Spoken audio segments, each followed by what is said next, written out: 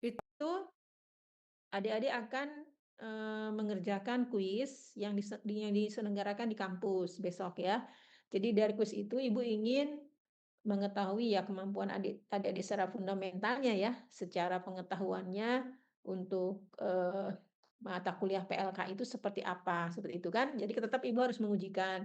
Nah kemudian, eee, besok besok Ibu umumkan 1:30 ya, mudah-mudahan bisa 1:30 karena Ibu pagi itu harus mengantar orang tua Ibu ke dokter, maka Ibu kuliah paginya Ibu majukan nanti malam ya, karena besok Ibu ada jadwal orang tua Ibu harus ke dokter, Ibu harus mengawal.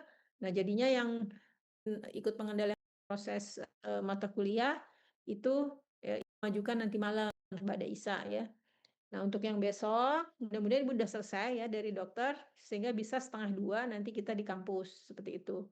Dan nanti untuk mengerjakan adik-adik tidak perlu bawa kertas karena bisa mengerjakan nanti ada di kertas yang sudah akan Ibu bagikan. Karena nanti kan, multiple choice ya adik-adik.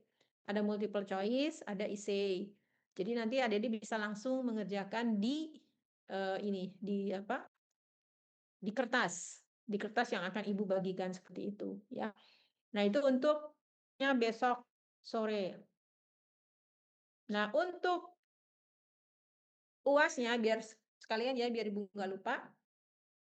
Untuk UASnya, itu nanti diselenggarakan di, auditorium auditorium lantai 3 dan nanti kan sudah ditatakan, meja ya, seperti yang Ibu sampaikan. Nanti adik-adik tolong bawa, petunjuk nomor untuk setiap, kelompoknya ya. Ada petunjuk kelompok 1, 2, 3 dan sebagainya, seperti itu ya. Jadi minta tolong nanti di di apa, membawa, petunjuk nomor urut kelompoknya ya di meja, supaya nanti kan, tahu saat akan penilaian seperti itu. Nah nanti insya Allah dimulai dari jam 9, kalau jadwalnya jam 9 sampai jam 12 ya, kan tergantung nanti proses tanya jawabnya. Tetapi kalau bisa lebih cepat dari jam 12 ya itu alhamdulillah ya, nanti bisa dipercepat seperti itu. Jadi nanti, karena kan satu kelompok itu,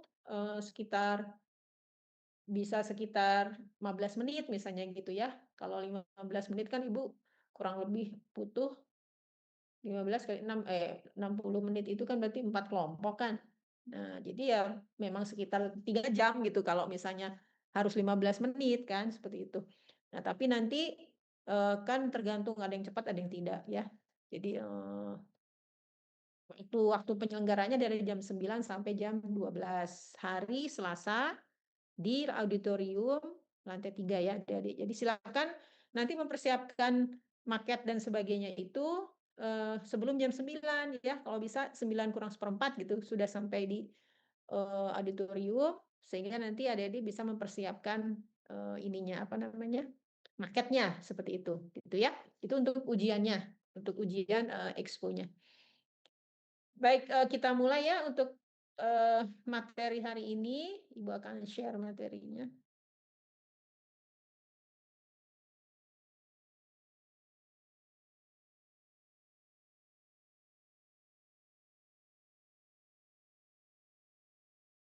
Oke.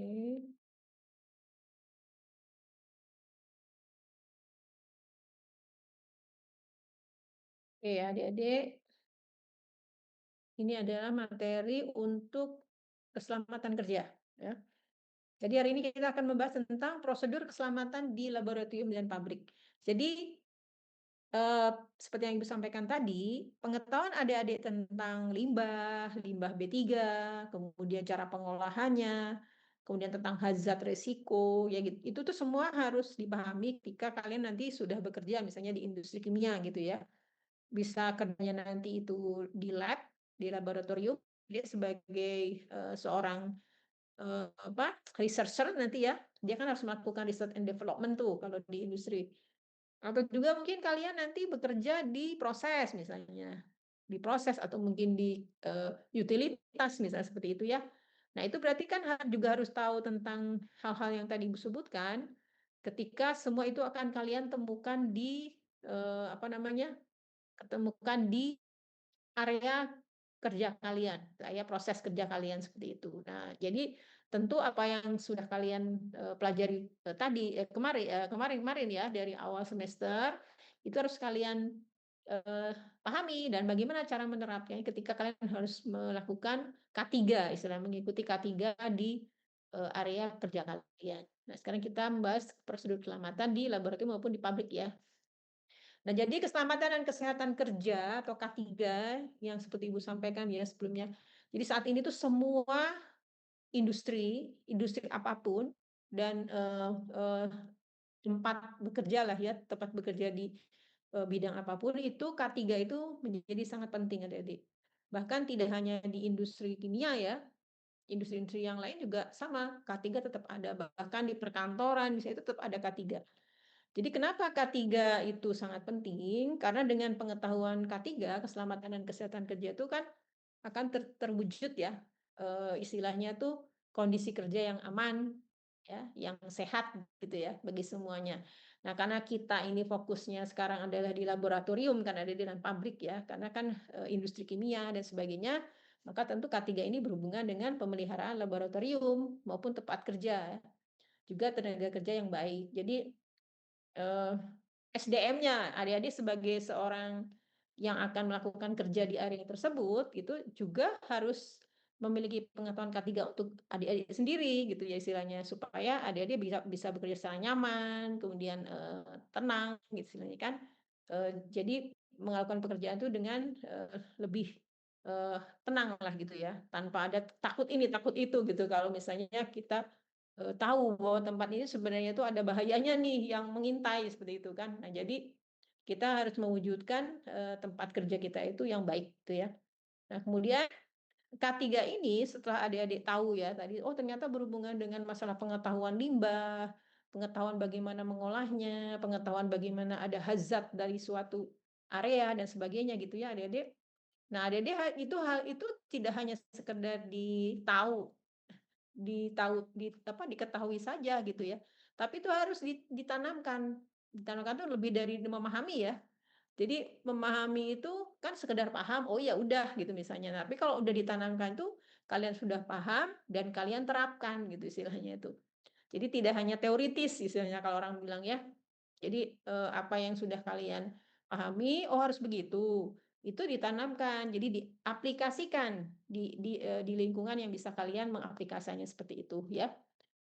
Jadi, ditanamkan pada diri masing-masing ya, dengan cara penyuluhan, pembinaan, eee, untuk arti penting keselamatan kerja ya, baik, di lingkungan maupun yang lain gitu.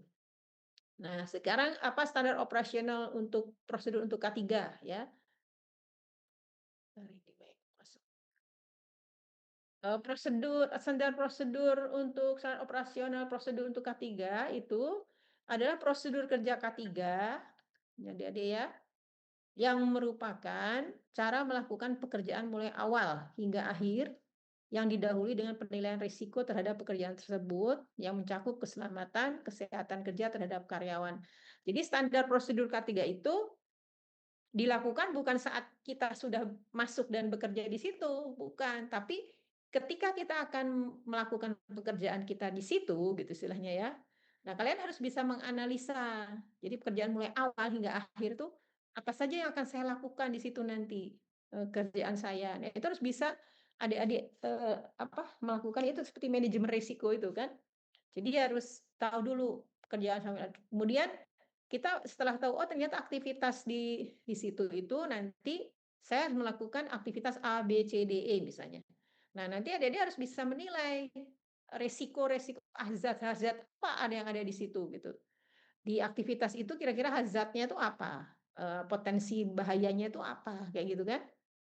Kemudian nanti adik-adik kan melakukan penilaian resikonya. Ketika ini terjadi, misalnya hazard itu memapar kita atau pekerja, kira-kira apa yang akan terjadi dan bagaimana cara menanggulanginya. Nah, itu kan berarti harus ada penilaian risiko, adik-adik. Nah, jadi mencakup keselamatan, jadi dia nanti itu untuk keselamatan. Atau kalau lebih bagus lagi, ketika kalian tahu itu ada risiko, ada hazard ya.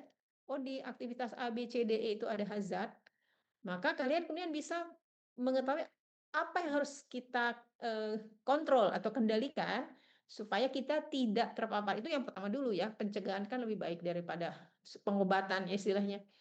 Jadi, kita harus bisa, apa ya kira-kira yang harus kita lakukan supaya kita tidak terpapar oleh hazat tersebut, itu kan namanya pencegahan. Tapi kalau terpaksanya kita terpapar dan terkena risiko berarti ya, nah kita harus tahu juga bagaimana cara menanggulangi risiko ini, ya. Ya supaya misalnya kita tidak kecelakaan lebih dalam misalnya dan sebagainya gitu ya adik-adik. Jadi tujuannya adalah untuk keselamatan dan kesehatan kerja, terutama untuk karyawannya, ya seperti itu. Kita lihat video untuk K3 ya, mudah-mudahan ada videonya. Oke. Bisa terlihat adik-adik ya videonya? Bisa terlihat? Terlihat, Bu. Oke.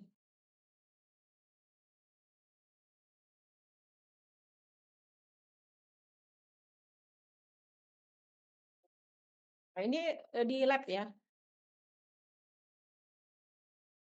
Nah adik-adik perhatikan nih.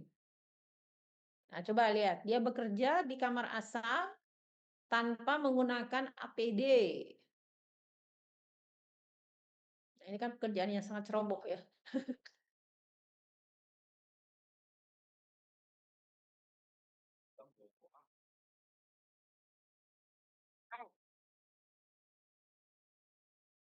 Kan akhirnya kalau terjadi sesuatu tidak bisa diduga ya.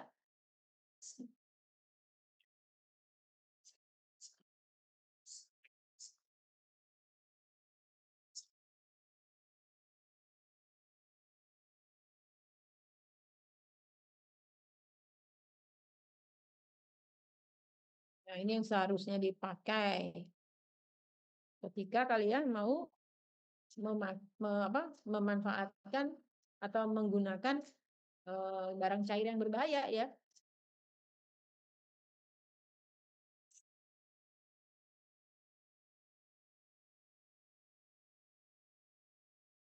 Ini mestinya di ruang asap.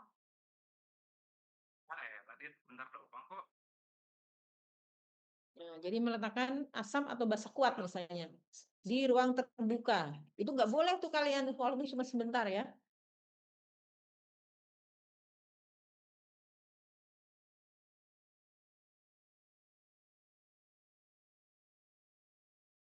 Nah, ini orang yang dekat dengan bahan kimia tersebut kan bisa kena volatil dari senyawa itu, membahayakan yang lain kan. Kalian sendiri selamat menggunakan Google dan sebagainya tadi, tapi rekan kalian menjadi tidak selamat gara-gara kena ini gitu. Jadi ini adalah etika ya istilahnya ya, etika dalam lab harus dipahami.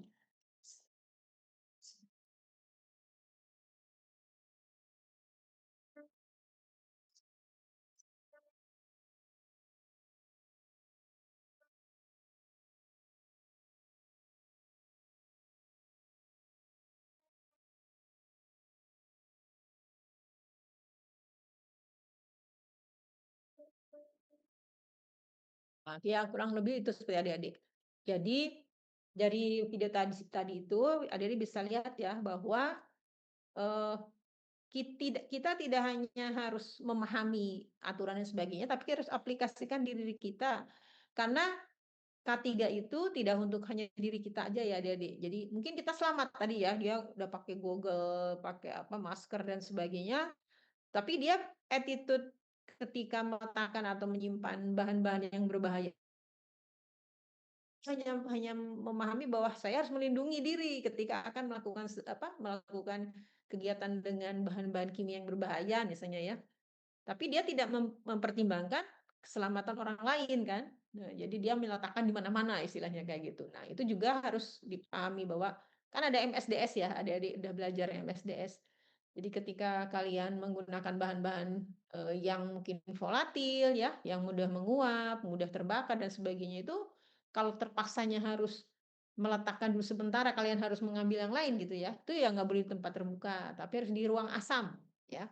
Jadi itu yang ketika ruang asamnya juga kalau terbuka ya botolnya, tadi gelas bekernya kan terbuka tuh. Ruang asamnya juga nggak boleh mati. Harus dihidupkan tuh ininya, apa, blower-nya dan sebagainya itu. Supaya apa, ketika bahan yang volatil tadi menguap gitu kan, dia kan tersedot oleh blower-nya kan, seperti itu.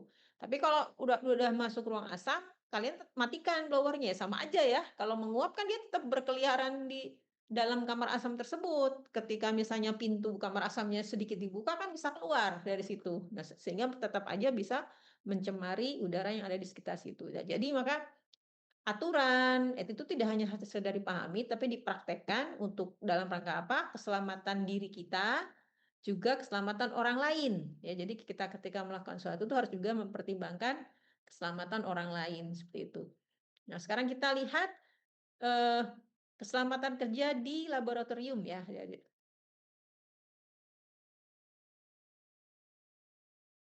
ini adalah beberapa hal yang biasanya menjadi sebab kecelakaan terjadi di laboratorium, adik-adik. Jadi mungkin bisa menjadi perhatian adik-adik kembali ya, ketika misalnya sekarang kan adik-adik katanya masuk lab OTK. Nah, nanti semester depan atau depannya lagi mungkin adik-adik kan sudah masuk, lab penelitian, ya kan? Nah, jadi apa saja yang harus saya, persiapkan ketika kita akan masuk lab misalnya gitu. Apalagi nanti kalau adik-adik di industri kimia ya, itu harus betul-betul ketat itu, masalah K3-nya. Nah, yang menyebabkan itu antara lain kurangnya pengetahuan dan pemahaman tentang bahan kimia. Jadi MSDS-nya yang sudah pelajari. Jadi MSDS dari bahan-bahan yang kalian pakai itu harus tahu kalian. Jadi, oh saya ternyata pakai bahan kan kalian misalnya pakai 3 macam, bahan gitu ya. Terus kalian ya menganggap itu semua sama aja gitu istilahnya. Nah, itu jadi kan kalian tidak tahu bagaimana men-treat ya istilahnya, bagaimana memperlakukan bahan-bahan tersebut. Nah, jadi setiap bahan itu kan tentu berbeda-beda. Ada yang bahan kimia biasa yang tidak B3, ada juga yang B3 yang harus ada di-treat lebih lebih ya daripada bahan kimia biasa dan seterusnya. Ada limbah juga kemarin kan ya, limbah kimia, limbah B3. Nah, jadi ketika kita sudah tahu dan paham tentang sifat-sifat dari bahan kimia itu tentu kita akan men-treat-nya itu beda kan. Oh ini berarti karena volatil harus begini, oh ini kan mudah terbakar harus begini dan seterusnya ya. Itu jadi harus dipahami satu bahan-bahan kimia yang kalian pakai. Yang kedua, proses-prosesnya yang harus kalian lakukan ketika kalian mau mengolah bahan baku tadi gitu ya. Misalnya kalian harus mencampurkan, mixing, pakai stirrer nanti, habis itu di-mixing nanti harus dicampurkan lagi atau didistilasi dan sebagainya. Itu kalian harus paham dari proses-proses yang mau kalian, apa namanya, lalui gitu ya. Misalnya kalian ekstraksi apa atau misalnya, reaksi apa yang terlibat ya, evaporasi dan sebagainya. Kalian harus tahu dari proses-proses itu. Kemudian setiap proses itu dan perlengkapannya ya, kan proses itu pasti perlu alat kan, peralatan atau peralatannya kan pasti ada tuh. Nah, kalian harus paham tentang peralatan itu dan prosesnya, peralatan yang digunakan untuk proses tersebut ya. Jadi misalnya, oh ini, alat ini bisanya berputarnya berapa banyak dalam waktu semenit, oh alat ini kuatnya sampai suhu berapa dalam prosesnya. Nah, itu harus dipahami sama adik ketika kalian mau menggunakan alat tersebut di lab gitu ya, untuk proses, riset kalian misalnya nanti. Nah, semua itu harus kalian tahu dan paham, itu ya, sifat-sifatnya, prosesnya, misalnya prosesnya kalau suhu segini bisa meledak, gitu, misalnya gitu ya, dan sebagainya. Nah, itu mesti adik-adik pahami semuanya. Nah, karena kurang paham tadi, biasanya kan cuek, gitu kan, tidak tahu bahwa tiba-tiba suhunya naik, misalnya gitu. Ya itu kan bisa membahayakan. Tiba-tiba misalnya, apa namanya, reaksinya ada pencampuran nih, adik-adik mau campurin.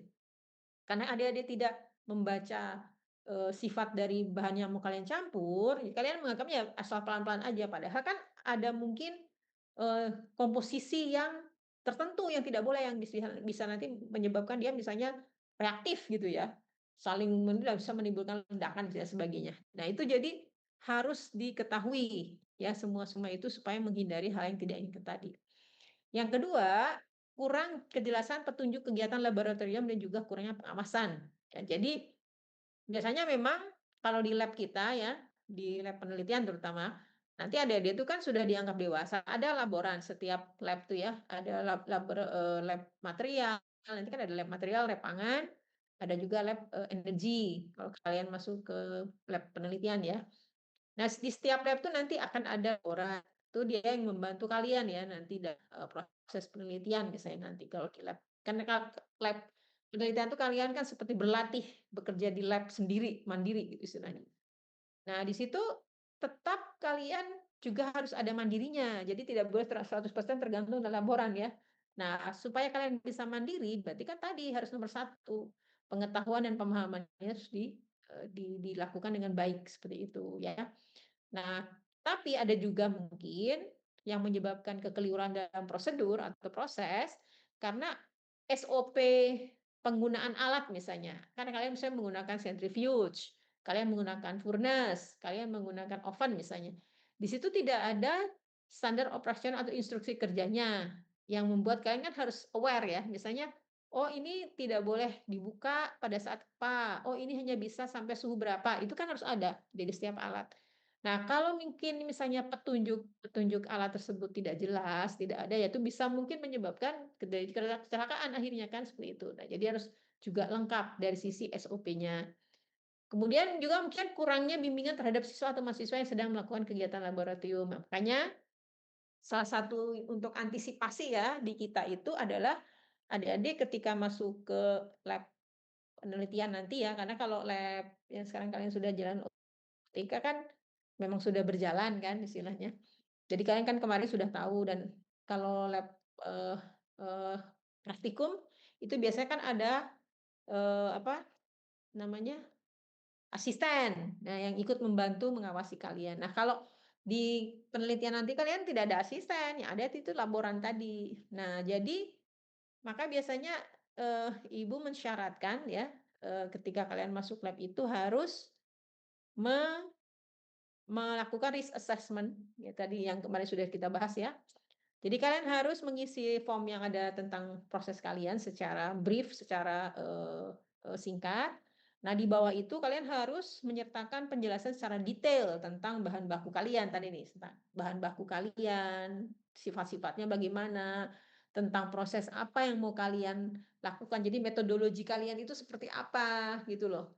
Nah, dari situ nanti kan harus menganalisa, dia hazard-nya apa, kemudian penanggulangan terjadi hazard apa, kalau terjadi sesuatu maka bagaimana penanggulangannya itu harus kalian tulis semuanya. Nah, itu jadi salah satu cara untuk, mengantisipasi gitu hal-hal yang tidak diinginkan. Maka untuk nomor 3 ya, supaya tidak ada kurang bimbingan nanti kalian harus mengisi risk assessment tersebut secara detail. Ya biasanya nanti sementara ke Kalap ya, dan ini Ibu kan, sama mungkin nanti ada Bu Tintin dan Bu Indah ya untuk lab lain. Nah, biasanya nanti Kalap itu akan mengecek risk assessment kalian, sudah betul atau tidak. Kalau belum sesuai, nah kalian kan ada catatan, coba betulkan ini, bagaimana seharusnya dan sebagainya. Jadi, risk assessment itu gunanya salah satunya untuk bimbingan terhadap mahasiswa, supaya mahasiswa itu paham apa yang akan mereka lakukan, apa yang akan mereka, pakai istilahnya ya, di lab. Jadi, ketika misalnya ada sesuatu hazard yang mengintai gitu istilahnya ya, itu kalian sudah tahu bagaimana cara menanggulanginya. Nah, itu salah satu cara yang kita lakukan ya untuk, supaya tidak kurang bimbingan itu adalah dengan, tadi, risk assessment tadi. Dan tentu kalau dari sisi metodologi yang detail itu kan pasti dari pembimbing penelitian masing-masing ya, seperti itu. Nah, tapi kalau untuk risk assessment tuh nanti Kalap tuh lebih fokus ke safety, ya gimana tuh proses ini tuh safety-nya harus seperti apa dan seterusnya. Nah, itu, salah satu ya mengantisipasi terjadinya kecelakaan di lab. Kurangnya atau tidak tersedianya perlengkapan keamanan. Nah, alhamdulillah sih di lab kita ya, kayak misalnya untuk, apa, safety shower ya, kalau misalnya terjadi sesuatu yang tadi naudzubillah min dzalik ya, kalau terjadi sesuatu misalnya kebakaran atau misalnya terkena panas misalnya gitu ya, ini tangan dan sebagainya sudah ada safety shower, sudah ada eye washer misalnya di lab kita ya. Kemudian juga ada untuk APAR kan, sudah ada. kalau dari sesuatu, nah dan sebagian ada selimut kebakaran juga kayaknya ada tuh di lab. Nah jadi masker masker yang sederhana itu ada, masker Google juga kayaknya ada beberapa gitu. Kemudian, misalnya apa, kacamata ya Google, itu juga, ada. Nah kalau misalnya terpaksanya kalian harus menggunakan seperti tadi yang di video ya, kalian bahan kimianya agak agak membahayakan di B3-nya, sehingga dia mudah, teruapkan. Nah untuk menghindari kalian terpapar oleh uap, zat kimia tadi kan kalian harus pakai Google ya, kacamata itu tadi. Nah, itu kalau misalnya kalian memang memerlukan saat, eee, ke apa, ke lemari asam tadi itu kayaknya ada di lab, bisa kalian pinjam ke laboran misalnya kayak gitu, memang terpaksa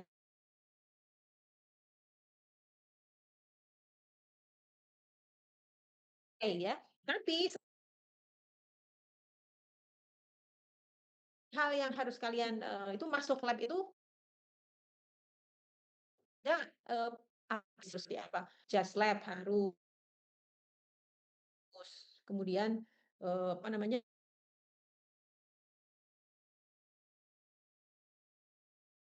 tidak boleh yang cetok gitu ya, sepatu yang apa, resmi itu yang cetok. Jadi kalau ya safety shoes itu bukan yang kayak di industri gede-gede gitu, bukan. Jadi kalau misalnya ya kalian bisa pakai apa, pakai model-model Keds kayak gitu ya. Jadi sepatu-sepatu yang menyebabkan kalian mudah mobilitas dan aman. Kalau misalnya terjadi suatu harus lari, terjadi sesuatu kalian harus cepat refleks menghindar gitu kan. Kalau pakai sepatu-sepatu yang seperti, sepatu sport, seperti itu kan lebih fleksibel kan, daripada sepatu-sepatu yang manis ya, yang cetok-cetok itu ya. Itu kan kalau mau refleks jadi bisa kepleset malah jadinya dan sebagainya. Nah, jadi kalau masuk lab itu udah ada standarnya, minimal pakai jas lab itu harus, kemudian sepatu gunakan yang sesuai. Kalau misalnya kalian nanti, menggunakan apa, bahan-bahan yang agak berbahaya ya tentu pakai pakai apa, gloves ya, pakai sarung tangan yang dari vinil itu. Dan juga menggunakan, masker misalnya seperti itu. Nah itu, minimal ya yang harus dipakai. Nah kemudian kalau ini kurang atau tidak mengikuti petunjuk aturan yang sebelumnya tidak taati ya karena itu, udah ada petunjuk misalnya tapi tidak diikuti ya sama aja kan adik-adik bisa terjadi kecelakaan. Tidak menggunakan perlengkapan atau APD yang seharusnya digunakan atau menggunakan peralatan atau bahan yang tidak sesuai. Jadi seperti Ibu bilang tadi kalau misalnya yang minimal yang wajib PD itu adalah jas lab sama sepatu, itu harus sesuai. Terus tidak boleh pakai perhiasan, oh ya itu juga tidak boleh. Tidak boleh pakai perhiasan mungkin yang putri-putri, pakai gelang misalnya. Kalau kalung kan di dalam ya, nggak kelihatan. Terutama gelang. Terus kalau misalnya nanti adik-adik, menggunakan, harus tangannya, agak-agak tercampur dengan bahan kimia, usahakan jangan pakai cincin gitu ya, copot dulu aja. Karena kan takutnya ada kontaminasi dari pekerjaan kalian dan sebagainya gitu ya. Nah, kemudian yang menyebabkan juga kecelakaan adalah tidak berhati-hati ya, tentu harus hati-hati dalam segala hal. Nah, ini adalah SOP standar K3 di laboratorium berdasarkan Depkes RI tahun 2022 yang terbaru ya. Ya, ternyata nih minimal ada pakai jas lab dalam laboratorium. Kalau misalnya sudah tidak, di lab baru boleh ya, ditanggalkan. Kemudian cuci tangan kalau memang kalian menggunakan bahan-bahan yang, eee, istilahnya tuh, apa namanya, yang sensitif gitu dari kotoran, ya kalian harus cuci tangan dulu, gitu ya. Kemudian gunakan APD, masker, sarung tangan, kacamata, dan sepatu tertutup. Ya tergantung, kalau misalnya kalian kalau kalau Ibu sarankan sih ketika memang ada sedikit menggunakan bahan-bahan kimia, kemudian ada juga debu yang, berhubungan dengan, apa namanya, bahan kalian, itu kalian usahakan pakai masker, ya, masker. Kemudian kalau misalnya berhubungan dengan bahan-bahan kimia yang tadi ya, tumpah-tumpah apa, saling ya gunakanlah, sarung tangan, gloves yang putih itu, yang vinil itu kan. Kemudian kacamata untuk menghindari misalnya bahan kimia yang kita pakai itu adalah volatil dan sebagainya. Dan sepatu tertutup ya, wajib ya tertutup. Kemudian semua spesimen harus dianggap infeksius, oleh sebab itu harus ditangani hati-hati. Infeksius itu jadi bisa menimbulkan infeksi lah kalau kita kena gitu ya istilahnya ya. Jadi semua hal mau kita tahu atau tidak tahu bahwa bahan itu infeksius atau tidak, maka kalian harus hati-hati dalam penanganannya. Kemudian kita harus menganggap bahwa bahan kimia semua berbahaya, ya. Jadi bisa hati-hati kalau kita sudah mempunyai, bayangan, "Oh, ini berbahaya semua," tentu kan kalian harus berhati-hati kan. Tapi kalau, tahulah itu nggak masalah gitu, pasti kan kalian agak sedikit, menyepelekan gitu loh, ada perasaan seperti itu. Nah, jadi anggaplah semua bahan kimia yang kalian pakai di lab itu adalah sangat berbahaya, sehingga harus hati-hati. Tidak makan, minum, dan merokok di dalam lab ya, terutama masuk lab misalnya kalian. Kalau udah masuk lab, walaupun di tempat duduk yang belajar itu, ya untuk membuka laptop dan sebagainya, itu nggak boleh makan atau minum ya adik-adik. Jadi kalau mau makan minum harus keluar dari lab dulu, kan di luar tuh ada kursi-kursi itu misalnya. Sama di industri juga kayak gitu. Ketika masuk lab, di area kerja lab itu sudah tidak boleh, makan, minum, dan sebagainya. Kan itu bisa terkontaminasi ya. Ketika akan makan ya harus keluar dari lab gitu istilahnya. Sama seperti itu juga. Tidak menyentuh mulut atau mata saat sedang bekerja. Nah, ini kan terutama bahaya ketika kalian tidak menggunakan gloves ya. Merasa, "Oh, tidak bahaya nih," jadi kalian tidak menggunakan gloves. Suatu saat kalian harus gatal karena matanya kalian nih, gitu. Terus kalian, gosok-gosok dengan, tangan yang tadi, sudah berkontaminasi dengan berbagai macam tadi. Nah, itu juga bisa berbahaya. Jadi kalau sekiranya kalian menggunakan pencampuran gitu ya, dan sebagainya, gunakanlah gloves ya, kaos tangan seperti itu, supaya terjamin kebersihannya, gitu kan. Tidak boleh menyimpan makanan dalam lemari pendingin yang digunakan. Jadi kalau misalnya dia kulkas ya di lab, itu itu kan kegunaannya untuk penyimpanan sampel ya. Suatu saat mungkin kalian bawa makanan tuh misalnya, titiplah di situ. Itu nggak boleh ya adik-adik. Jadi tidak boleh menyimpan makanan di kulkas yang bersamaan dengan, eee, bahan percobaan kita gitu ya, seperti itu tidak boleh. Bahan-bahan kimia kan takutnya. Tidak diperbolehkan melakukan pengisapan pipet melalui mulut. Mungkin tidak ada, apa tuh, karetnya itu, terus, pakai ini aja mumpung jauh, itu nggak boleh adik-adik. Tetap harus pakai karet pipetnya itu ya. Tidak membuka sentrifug waktu masih berputar. Ada alat sentrifug ya, bisa berputar tuh. Setahu Ibu sih terkunci ya, kalau saat kita mau, apa, kita pakai itu adik-adik, saat dia sedang berjalan, itu setahu Ibu sih terkunci ya, kita tidak bisa membuka. Tapi mungkin ada jenis centrifuge yang, bisa kebuka ketika berputar gitu. Nah, itu harus hati-hati, ya. Menutup ujung tabung penggumpal ini kalau untuk di bidang, kedokteran ya.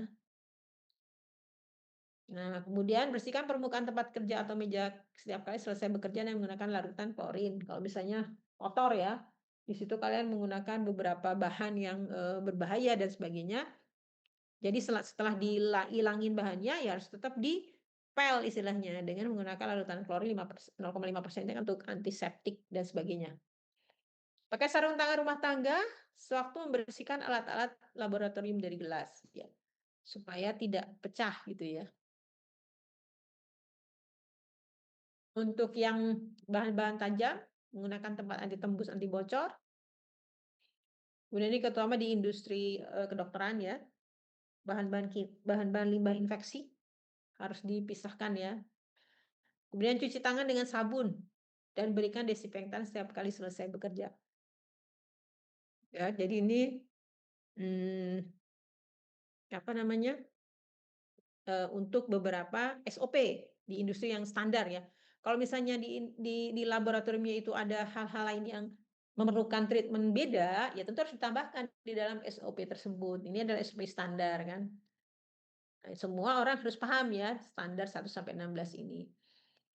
Kemudian ketika peralatan darurat diperlukan, maka pertama harus tersedia di lab alat-alat untuk keadaan darurat ya, pertama. Yang kedua, akses untuk mengambil, alat darurat tersebut itu harus mudah.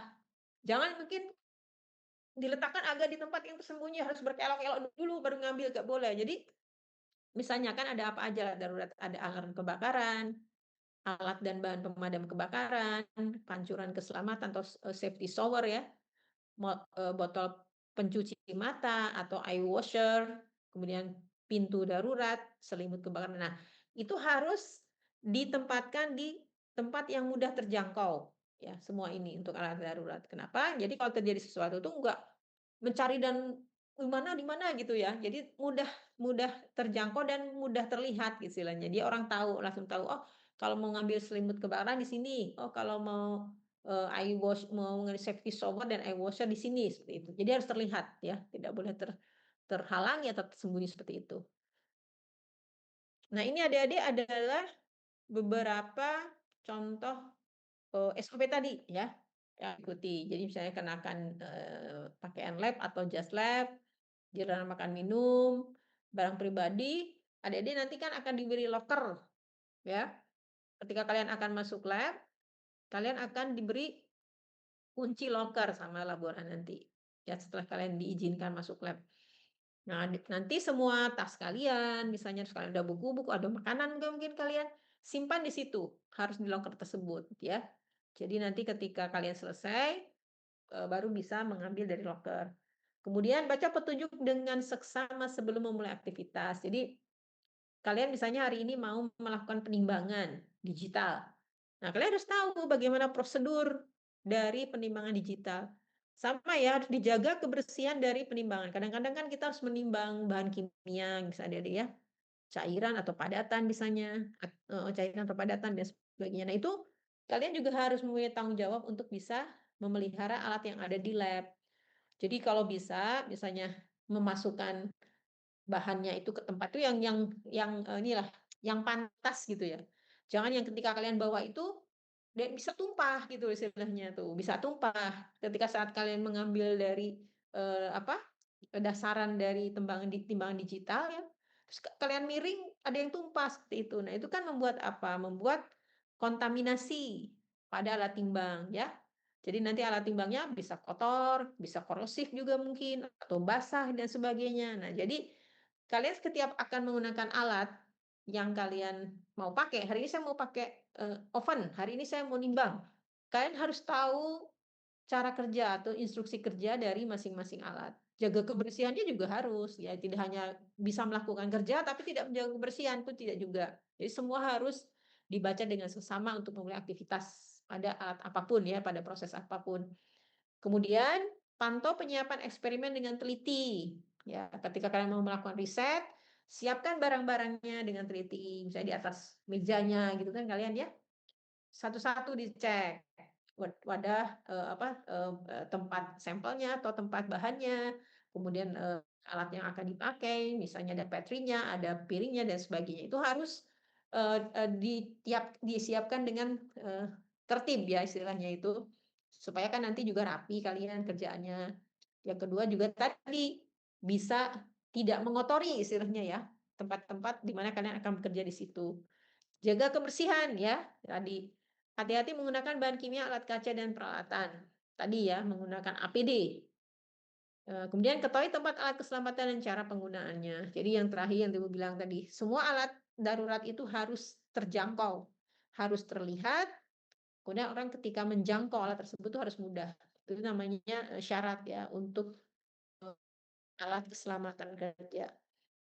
Nah, ini misalnya peralatan lab yang dasar ya, dilarang menyentuh binatang, kalau misalnya di situ ada binatang ya, pakai kacamata pelindung, pakai jas lab, pakai sarung tangan jika diperlukan, dilarang makan di area kerja, bersihkan area kerja dan seterusnya.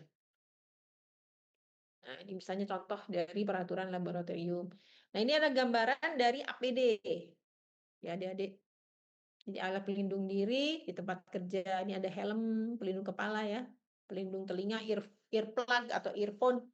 Ketika kalian nanti bekerja di industri yang, eee, menghasilkan suara yang sangat bising ya, kayak misalnya kalau adik-adik naik pesawat kan suka lihat ya, di bawah itu yang pemberi aba-aba itu suka memakai earplug kan di sininya. Nah, itu karena apa? Karena kan bunyi pesawat itu sangat bising ya.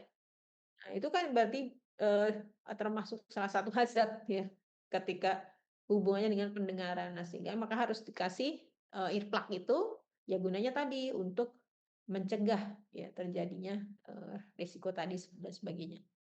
Kemudian alat pelindung tangan ya, gloves. kaki juga, kemudian, alat pelindung pernafasan kalau misalnya, di situ banyak zat kimia ya tentu harus pakai, masker yang proper ya, istilah maskernya yang proper. Jadi yang ada misalnya kayak penyaringnya dan sebagainya, kayak gitu. Kemudian kacamata dan pakaian pelindung diri ya, kalau ketika kita harus, maksudnya bisa terpapar sinar matahari, ada angin besar, ya itu kan bisa melindungi ini ya. Nah sekarang jenis bahaya yang ada di laboratorium itu apa saja? Banyak ya, jenis bahaya itu hazard yang ada di laboratorium gitu ya. Jadi beberapa risiko juga, terutama mungkin mempengaruhi laboratorium itu sendiri ya. Nah ini ada beberapa hazard yang ada di laboratorium ya, antara lain animal hazard, misalnya ada tikus, pernah tuh adik-adik ada tikus di lab energi. Wah, ibu tuh kaget. Lah kok ada bisa tikus? Ternyata, nah ini juga menjadi perhatian adik nanti kalau nge-lab ya. Ada mahasiswa yang menggunakan bahan baku dari basah lah bahan bakunya itu. Bahan organik dan basah. Dia disimpan di lemari-lemari bawah itu. Nah itu kan padahal di lantai 3 Dede bayangin loh, ibu kaget tuh, me maaf itu laporan, "Bu ada tikus." Wah, kok bisa tikus sampai lantai 3 gitu ya. Nah itu dia adik-adik seperti itu misalnya. Berarti penyimpanan bahan bakunya itu kan tidak tertutup dengan baik. Sehingga apa? Dia menimbulkan bau kan, gitu loh, menimbulkan bau. Nah jadi bau itulah yang mendorong tikus-tikus pada masuk gitu loh istilahnya kayak gitu. Waktu itu kaget ibu, ada tikus di lab energi. Setelah dicek-cek ternyata ya itu,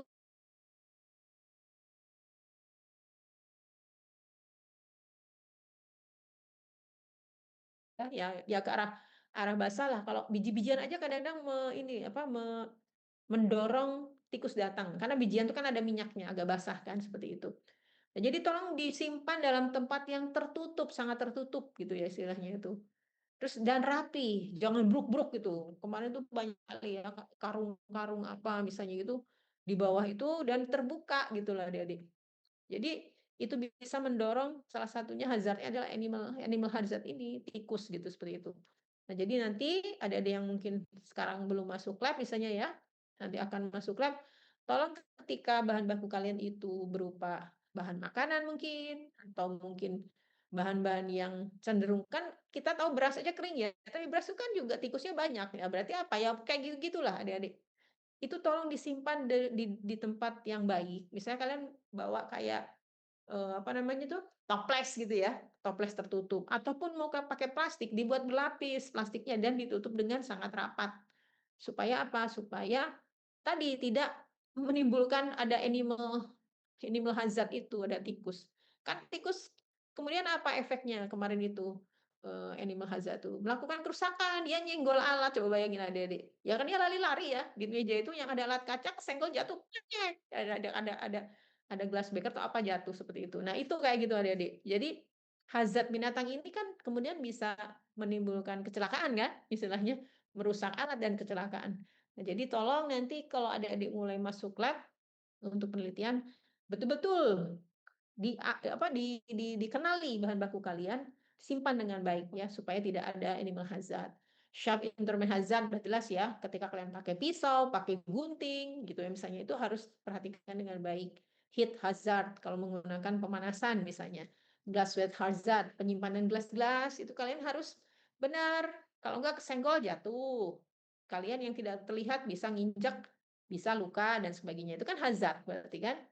Kemudian chemical hazard udah jelas ya adik-adik, electrical hazard udah jelas ini ketika kalian nyolokin, ketika kalian menggunakan alat yang hidup ya, kemudian basah tangannya itu kan sangat berbahaya, bisa kesetrum ya dan sebagainya. Nah, itu hazardnya ada eye face hazard ya, misalnya terpapar oleh apa uap uap dari senyawa senyawa kimia dan sebagainya.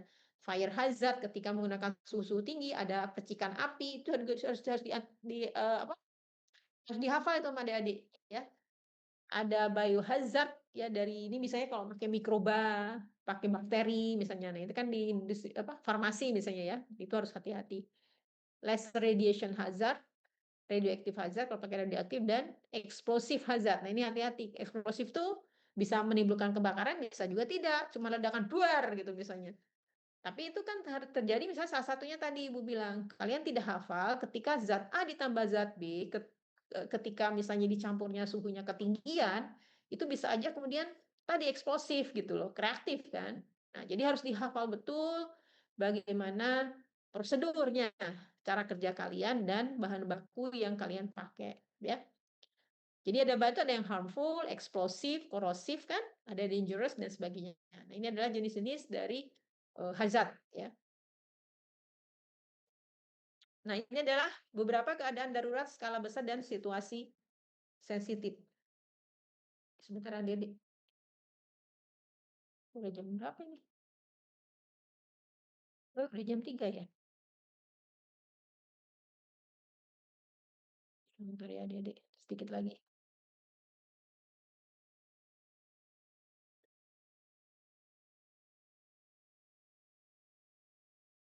Oke. Nah, ini tadi ya, cepet aja ya. Nah, kemudian keadaan darurat yang lain, misalnya ada kebakaran, peringatan, pemadaman, dan seterusnya. Nah, ini ada beberapa yang harus Adik-adik perhatikan ya untuk keselamatan.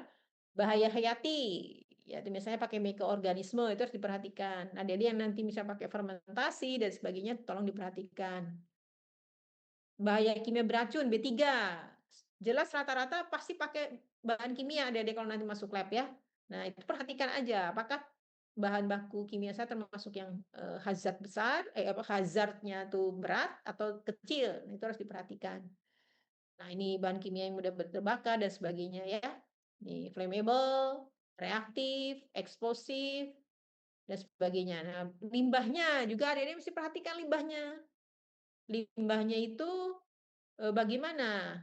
Apakah dia, berbahaya atau tidak? Sama ya kemarin kayak B3, ada bahan B3, ada limbah B3 kan, itu. Nah kemudian setelah kita tahu semua, kita mau lihat apa sih kecelakaan kerja yang biasa ada di laboratorium, ya, yang itu menjadi awareness bagi adik-adik, supaya adik-adik nanti hati-hati ketika masuk lab ya. Ada misalnya benturan, sentuhan dari benda keras atau benda cair, atau api dan sebagainya, yang mengakibatkan kematian atau cacat. Nah, ini adik-adik harus hati-hati ya. Contoh kecelakaan di lab, kebakaran kalau misalnya tadi reaktif bahannya, keracunan mungkin, ada tersedikit yang kena kena, terhirup kita atau kena mulut kita. Keracunan gas kimia, nah terutama gas ya berbahaya nih kan terhirup. Zat kimia yang korosif, bisa merusak kulit. Konsleting listrik, terkena pecahan alat gelas. Nah, ini beberapa hal yang harus diperhatikan adik-adik. Oke, ini nggak usah dikerjakan adik-adik tugasnya ya, untuk, review ini juga untuk kalian aja baca-baca, karena kalian kan kemarin sudah kuis ya, besok kan ada kuis, maaf, ada kuis. Jadi dan tugas juga sudah ada, jadi ini hanya untuk latihan aja kalian di rumah besok. Baik adik-adik ada pertanyaan untuk ada pertanyaan untuk materi keselamatan kerja? Belum ada Ibu. Belum ada ya? Baik, kalau tidak ada mudah-mudahan memang dipahami karena ini menjadi materi terakhir untuk kuis besok ya. Jadi tolong nanti dipahami. Baik, sekarang kita presensi aja ya. Sudah jam 3 ternyata.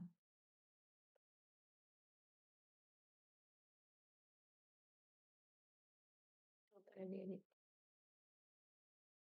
Mana tadinya? Ini.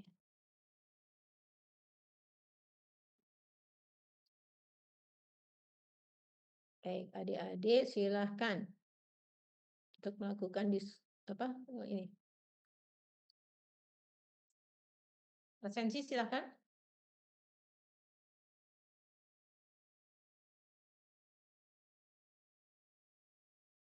Oh,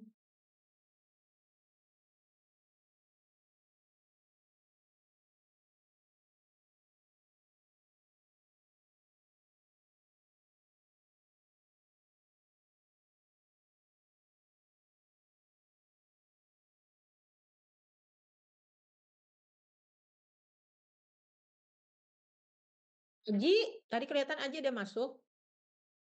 Aji Muhammad Ismi, Iya Bu, bentar Bu, lagi masukin, lagi login Bu. Aldila, nggak ada ya. Ipang nggak ada. Izudin ini ya KP ya. Yes.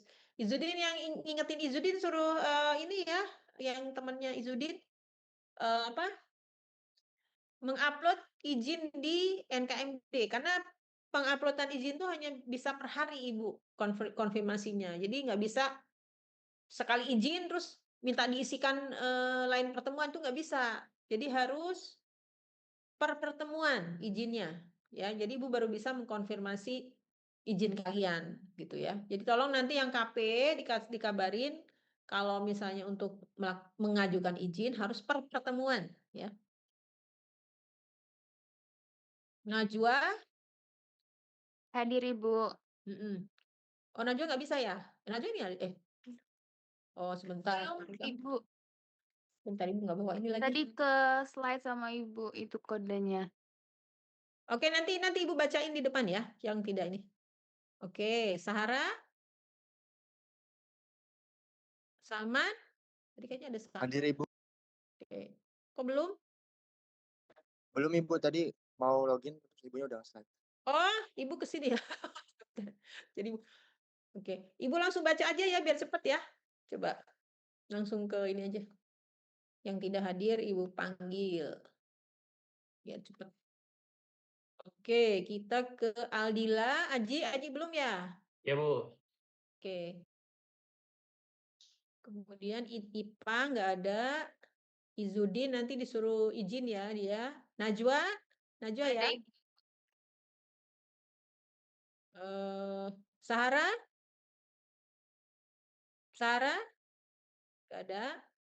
Salman?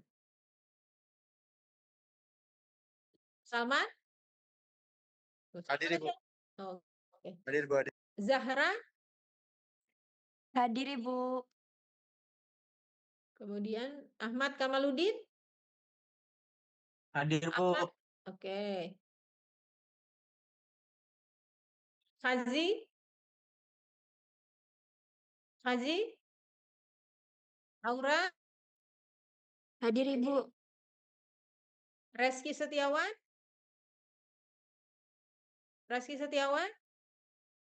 Ada ya. Sekar Arum?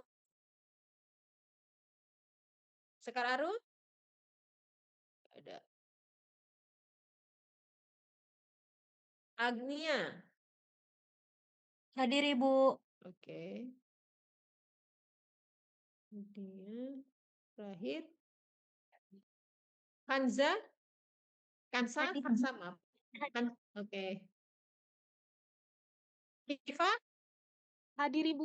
Oke. Udah semua ya? Ibu tadi Coba Ibu Sahara cek. join tapi wifi-nya mati. Oh, sebentar. Siapa? Sahara Muslimah. Sahara. Oh, ini Sahara. Ya. Tadi masuk ya? Iya, Bu. Oke. Yang lain? Udah ya? Ini udah ya? Ini emang nggak hadir kan tadi Bu panggil nggak ada.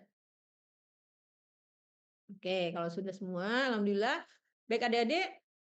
Jadi kita hari materi hari ini, insya Allah kita ketemu besok untuk kuis di kelas ya. Nanti soal akan Ibu bagikan via kertas. Nah, nanti adik-adik mengerjakan langsung di kertas soalnya seperti itu. Baik ya adik-adik, untuk sore ini kita tutup dengan hamdalah bersama. Kita tutup dengan hamdalah bersama. Tutup ya. Wassalamualaikum warahmatullahi wabarakatuh. Waalaikumsalam warahmatullahi wabarakatuh. Terima kasih. Terima kasih.